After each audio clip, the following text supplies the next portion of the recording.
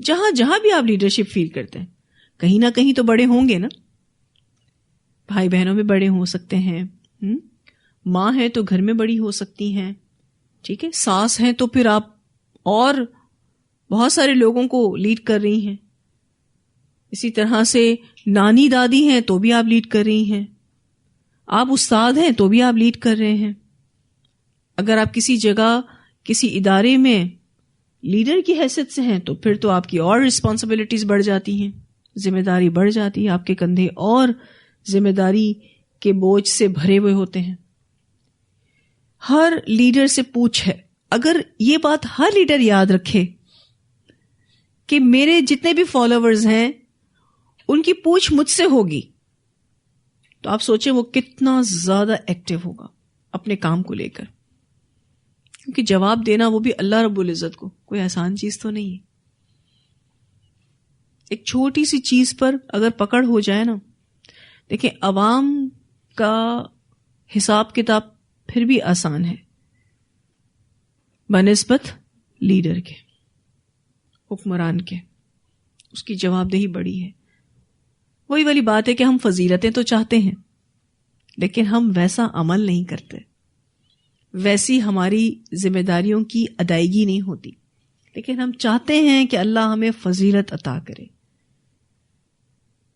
کسی بھی کام کو لے لینا کوئی بڑی بات نہیں, لیکن اس کام کو اس کے طریقے پر کرنا اور فوکس ہو کر کرنا, یہ اصل چیز ہے. آج ہمیں بہت شوق ہوتا ہے کہ ہمیں یہ کام مل جائے, وہ کام مل جائے, لیکن اس سے جڑی جتنی بھی ذمہ داریاں ہیں اس کو 100% فلفل کرنا کوئی ہی کرتا ہے. حضرت سلیمان علیہ السلام کے بارے میں آپ کو یہ پتا ہے کہ جب وہ اپنے تخت پر بیٹھ کر ہوا میں اڑتے تھے, اس تخت پر ان کے سارے لشکر ہوتے تھے, گھوڑوں کا لشکر, جنات کا لشکر, انسانوں کا لشکر. یہ جو ٹریول کرتے تھے کتنے آرگنائزڈ ہوں گے کہ ایک اوپن ایئر کرافٹ میں گھومتے تھے, ایک ایسا جہاز جس کی کوئی چھت نہیں ہے. اس جہاز پر بیٹھنا کتنا آرگنائزڈ وے میں ہوگا. اور حضرت سلیمان علیہ السلام کے بارے میں یہ بات مشہور ہے کہ وہ جگہ جگہ اپنے لشکروں کو روک کر ان کو ترتیب دیتے تھے. یہ organisation not an easy job, بہت مشکل کام ہے. لوگوں کو آرگنائز کرنا, لوگوں سے کام کروانا, آپ نے یہ کام کرنا ہے, آن ٹائم کرنا ہے, بار بار لوگوں کو ریمائنڈرز دینا بہت مشکل ہوتا ہے. لیکن جب آپ کسی بھی جگہ پر ڈسپلن کو دیکھیں, انتظام کو دیکھیں, تو سمجھ جائیں وہاں کا لیڈر بہت اسٹرانگ ہے. جہاں آپ یہ دیکھیں کہ وہاں کے کام کرنے والے بہت اپنے کام کے ساتھ سچے ہیں, لائل ہیں, سمجھ جائیں لیڈر لازمی بہت اسٹرانگ ہے, بہت لائل ہے, بہت سچا ہے. کیونکہ وہ ٹرانسفر ہوتی ہیں فیلنگز, وہ عمل ٹرانسفر ہوتا ہے. حضرت سلیمان علیہ السلام جیسی خوبیاں, سمجھدار تھے, پر امید تھے, مخلص تھے, حدود میں بھی نظر آ رہی, ڈسپلن تھے, حدود میں بھی نظر آ رہی, بہت ایکٹیو تھے حضرت سلیمان علیہ السلام. ایسے ہی نہیں اللہ نے ان کو چنا اتنی بڑی بادشاہت کے لیے, اور ایسی بادشاہت جو صرف انسانوں پر نہیں تھی, جنات پر بھی تھی. جنات ان کی نافرمانی نہیں کر سکتے تھے, اتنے اسٹرکٹ تھے. بڑی بڑی دیگیں جو ہے وہ پہاڑوں میں بنائی گئی تھی, کیونکہ کھانا اتنے سارے لوگوں کا بنتا تھا نا, انسانوں کا بھی بنتا تھا اور جنات کا بھی بنتا تھا, پھر پرندوں کے بھی لشکر تھے. ظاہر ہے اتنی بڑی حکومت تھی, 100 کام ہوتے ہیں. میں تو ایک چھوٹا سا ادارہ سنبھالتی ہوں تو میں پریشان ہو جاتی ہوں. 2-3 ہی چھوٹے چھوٹے ادارے ہیں تو پریشان ہو جاتی ہوں کہ کیسے مینج کروں سب کو. لیکن مجھے ہمیشہ ایک چیز بہت ہیلپ کرتی, جب مجھے اپنا آپ ویک لگنے لگتا ہے نا, ایز لیڈر جب اپنا آپ مجھے ویک لگنے لگتا ہے, تو اس وقت مجھے عبادات بہت سپورٹ کرتی ہیں اور دعائیں بہت سپورٹ کرتی ہیں. مجھے ایسا لگتا ہے پھر میرے کام خود بخود بننا شروع ہو جاتے ہیں. الحمدللہ ایک اسموتھ ٹریک میں فیل کرتی ہوں. تو آپ جہاں بھی لیڈرشپ کر رہی ہیں, جہاں بھی اللہ نے آپ کو بڑا بنایا ہے, اگر آپ چاہتے ہیں کہ کائنات اور اس میں موجود انسان آپ کے لیے مسخر کر دیے جائیں, تو آپ اللہ کے لیے اپنے آپ کو مسخر کر دیں, اپنی عبادتوں کو بڑھا دیں, اپنے نوافل بڑھا دیں, اپنی دعائیں بڑھا دیں, اپنے اذکار بڑھا دیں. اور میرا ایک اسٹرانگ بلیو ہے درود شریف پر, الحمدللہ بہت اسٹرانگ بلیو ہے, میں آپ کو بتا نہیں سکتی. جب مجھے سمجھ نہیں آتا نا کہ میں کیا دعا مانگوں, میں صرف درود شریف پڑھتی ہوں. اور مجھے ایسا لگتا ہے کہ یہ جو آپ صلی اللہ علیہ وسلم نے فرمایا نا کہ یہ تمہارے ہر غم, ہر مشکل سے نجات کا سبب بنے گا, واقعی یہ بات ہے, واقعی یہ بات ہے. اور میں نے لٹرلی اس چیز کو فیل کیا ہے کہ جو چیز پھر ہمارے لیے بہتر ہوتی ہے نا, اللہ ہمیں جیسے ایک چیز کو یہاں سے اٹھا کے یہاں رکھنا ہے نا, ایسے اسٹرانگ ڈیسیشنز دلواتا ہے اور اس پر اطمینان بھی دے دیتا ہے. زندگی میں بہت سارے ایسے موقع ہم سب محسوس کرتے ہیں جہاں ہمیں سمجھ ہی نہیں آ رہا ہوتا کیا بولوں اللہ تعالیٰ کو. مجھے تو خود سمجھ نہیں آ رہا کہ مجھے کیا مانگنا چاہیے اللہ سے, کیسے میں گائیڈنس مانگوں اللہ تعالیٰ سے. تو اس وقت میں اللہ تعالیٰ کو یہ کہتی ہوں, آپ نے کہا ہے نا کہ درود شریف پڑھو, سارے مسئلے خود بخود حل ہو جائیں گے. تو بس اب میں صرف درود شریف پڑھ رہی ہوں. میں نہیں جانتی اللہ پاک, مجھے نہیں سمجھ آ رہا کچھ بھی, مجھ سے نہیں کنٹرول ہو پا رہا, مجھ سے نہیں ہو پا رہا. یعنی جب انسان اپنا آپ بے بس اللہ کے آگے کر دیتا ہے نا, تو بہت زیادہ اپنے رب کو اپنے ساتھ محسوس کرتا ہے. اور قرآن پاک میں جو آیت کا ایک حصہ ہے نا, اللہ تعالیٰ نے آپ صلی اللہ علیہ وسلم کے ذریعے ابو بکر سے کہلوایا تھا نا, ان اللہ معنا, بے شک اللہ تعالیٰ ہمارے ساتھ ہے. لیکن اس کے لیے ضروری ہے کہ ہم اللہ تعالیٰ کے لیے اپنے آپ کو پوری طرح سے سپرد کریں. یہ جو ایک ٹانگ باہر اور ایک ٹانگ اندر ہے نا ہماری, یہ خطرناک ہے. چاہتے ہم وہ بلیسنگز ہیں جو کمپلیٹ سبمیشن پہ ملتی ہیں, ہے نا, کائنات آپ کے لیے مسخر کر دی جائے گی, لیکن عمل ہمارا ایک ٹانگ اندر اور ایک ٹانگ باہر والا ہے. ہم دین اسلام میں پوری طرح سے داخل نہیں ہوتے. اپنی مرضیاں ہمیں بہت پسند ہیں, اس کی وجہ سے پھر ہم بہت ساری مس مینجمنٹ اپنی زندگی میں دیکھتے ہیں.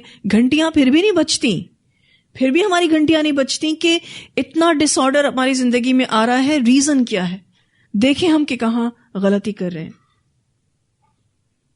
آج اگر میری اولاد میری کسی بھی چیز میں نافرمانی کر رہی ہے, میں اس کو صحیح چیز سمجھا رہی ہوں, لیکن وہ نہیں مان کر دے رہی, تو مجھے غور کرنا ہوگا کہ میں نے اپنے رب کی کہاں نافرمانی کی ہے.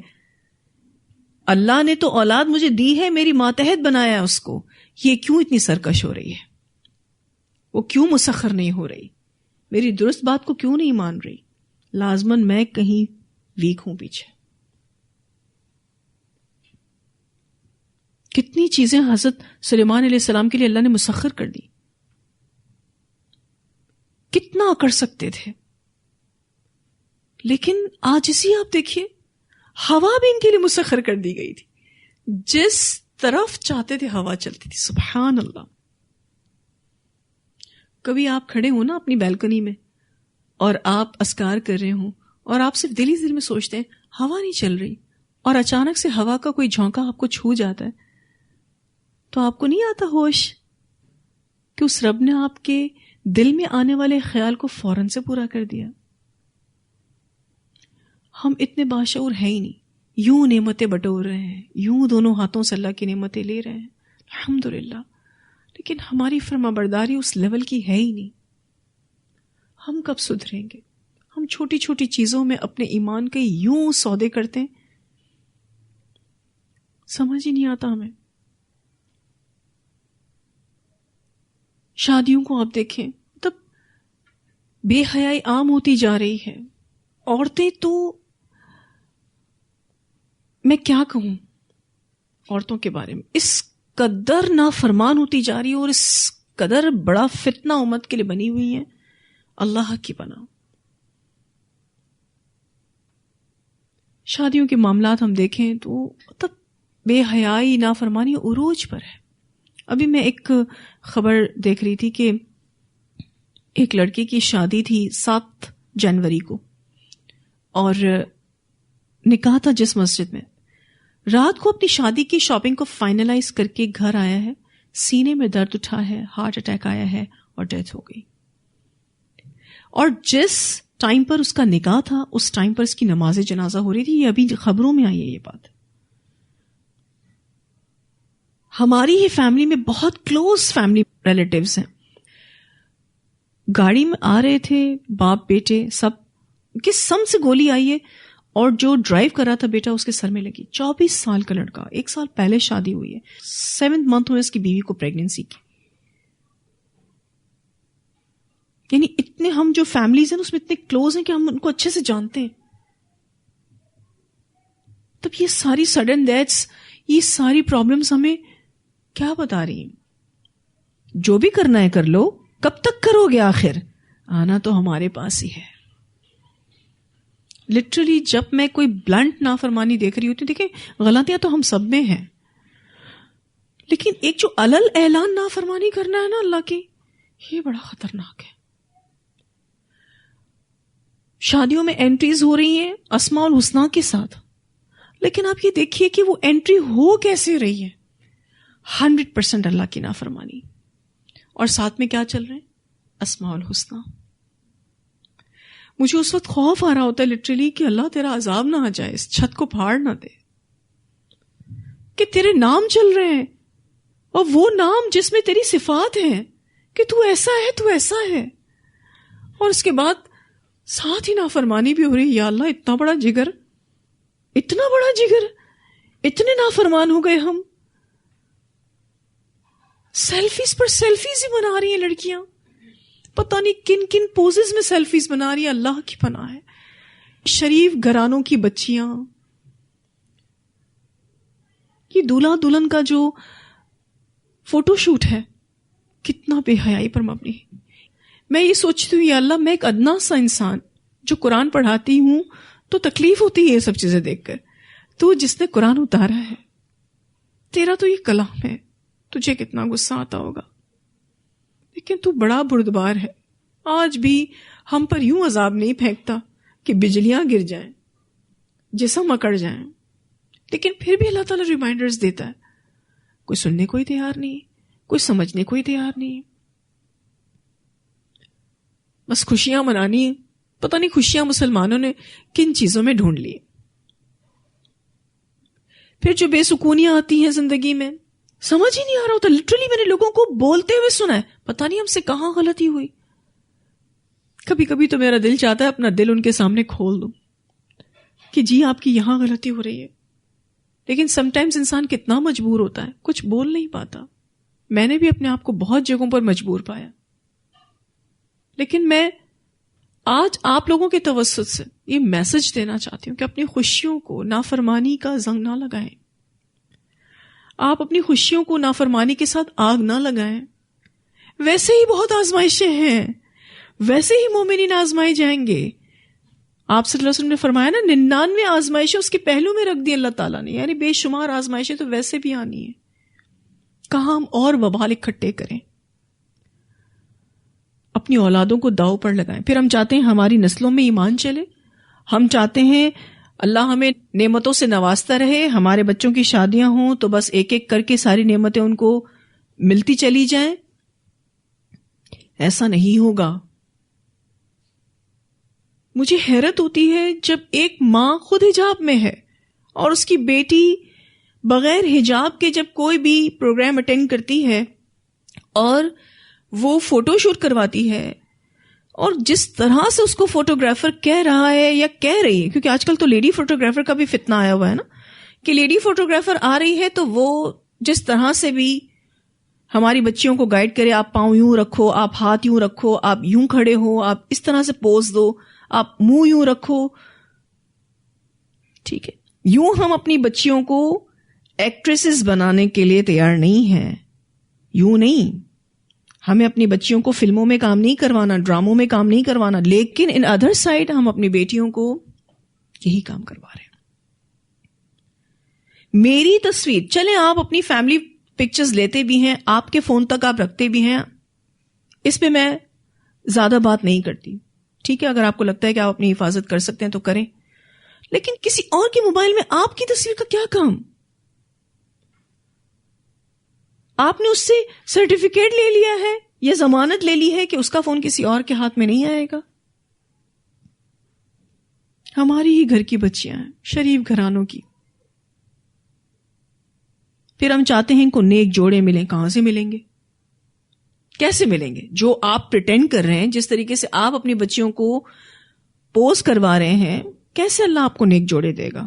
کیونکہ قرآن پاک میں تو ہم نے پڑھا نا، نیک لڑکوں کے لیے نیک لڑکیاں ہیں، خبیث لڑکوں کے لیے خبیث لڑکیاں ہیں. اور آج یہ فتنہ اچھے اچھے دیندار گھرانوں میں آ چکا ہے. اللہ ہمیں محفوظ رکھے. تو ہم اگر چاہتے ہیں کہ ہماری اولادیں نیک رہیں تو ہم نے نیک ہونا ہوگا، اور ایز لیڈر ہمیں اپنی ذمہ داریوں کو پورا کرنا ہوگا.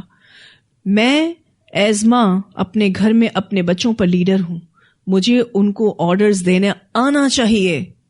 مجھے یہ پتا ہونا چاہیے کہ کون سی چیز اس گھر میں جائز ہے اور کون سی چیز ناجائز ہے، نہیں آ سکتی. جو کپڑے میرا بیٹا نہیں پہن سکتا میں اس کو کیوں دلاؤں؟ اپنے حلال پیسے کو میں کیوں حرام راستے میں خرچ کروں؟ بڑی مشکل سے حلال پیسہ آتا ہے نا، لیکن وہ حرام چیزوں میں خرچ ہو رہا ہے. وہ حرام ایکٹیویٹیز بھی ہو سکتی ہیں. میں یہ سمجھتی ہوں کہ آج ماں باپ اپنے گھر میں حکمران نہیں ہیں، وہ حاکم نہیں ہیں، وہ محکوم ہیں. اس وجہ سے برے حال ہیں. تو ہم نے ملکہ سبا کی طرح مضبوط ہونا ہے انشاءاللہ تعالی، کہ بچے ہمیں کہیں کہ آپ جو فیصلہ کریں گے ہم اس کو مانیں گے. کہا نا درباریوں نے کہ آپ جو فیصلہ کریں گے ہم اس کو مانیں گے. اسٹرانگ کنیکشن ہمارا بچوں کے ساتھ ہونا چاہیے، اور یہ تب ہوگا جب میں پوری طرح سے فنڈامنٹل ہو کر دین کو تھامے رکھوں گی. تو میری اولاد بھی آج نہیں تو کل اپنی ماں کے اس سبق کو ضرور لے گی. میں مر بھی جاؤں گی تو بھی میرے بچوں کی قدم قدم پر رہنمائی ہوگی، لیکن مجھے ایسا بننا پڑے گا. ٹھیک ہے، اللہ تعالی ہم سب کو بہترین عمل کرنے کی توفیق عطا فرمائے. تو ہمارا یہ ڈسکشن یہاں اینڈ ہوا اور تفسیر بھی اینڈ ہوئی. اللہ تعالی بس ہم سے راضی ہو جائے اور ہمارے عمل میں ان تمام اسباق کو راسخ کر دے. آمین. آخر دعوانا الحمد للہ رب العالمین. سبحانک اللہم و بحمدک نشہد ان لا الہ الا انت نستغفرک و نتوب الیک.